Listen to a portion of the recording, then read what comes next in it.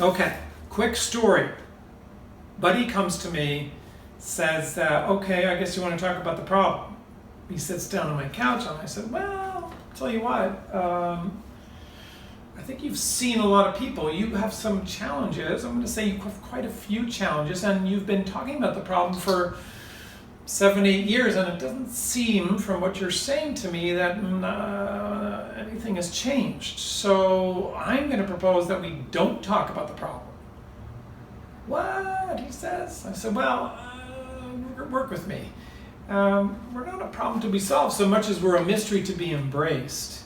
If we're not embracing who we are, then we can get buried in the basement of our misery and our suffering and our anxiety and depression, of which he had plenty of fancy diagnoses, plenty of drugs that he was on. He was living a lot in the psych ward. He was out on weekends for a night to spend with his parents, and then he was back in again. But mostly that was the same, and he had seen all sorts of people and not much results. But his focus, our attention is our life, right? But his attention was on the problem or being in the basement. Well, you're going to get problem saturated there, right? So I invited him over here and I said, look, why don't we not talk about the problem? And he said, well, what are we going to talk about? And I said, it's up to you, but what are you interested in? He said, oh, that's easy. I'm interested in the history of architecture. 6 months went by. He's signed up to do his master's in history of architecture. He's making money. He's on about half of the meds. He's living at home in his parents' basement full time. He's going to visit the psych ward for a couple of evening groups during the week.